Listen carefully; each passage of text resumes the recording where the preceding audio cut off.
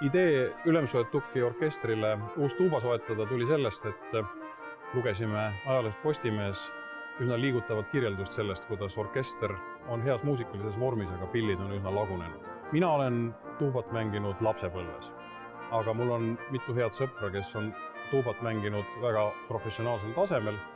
Rääkisin nendega, ka neile hakkas idee meeldima ja Urmas Kõiv, kes on Eesti üks paremaid tuubamängijaid läbi ajaloo, võttis ideest kinni ja otsis välja terve hulga endisi ja tänaseid tuubamängijaid. Ja nii endised tuubamängijad, tänased tuubamängijad, nende sõbrad, tuttavad, koorilauljad, muidu muusikasõbrad annetasid kenasti raha, nii et kokkuvõttes saime me kokku 2 tuuba raha.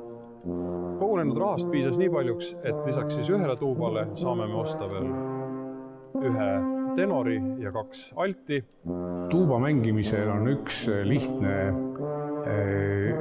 asi, mida tuleb teha. Teda tuleb mängida. Sest kui sa seda tuubat mängid, siis hakkab see üha paremini kõlama.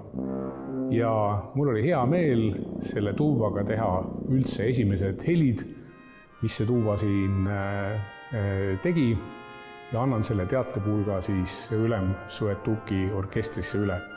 Et mul on väga hea meel selle üle. Ma tahan väga tänada kõiki annetajaid. Need annetused kogunesid 25, 50 ja 100 eurostest annetustest ja annetajaid oli rohkem kui 50. Suur tänu teile kõigile selle eest.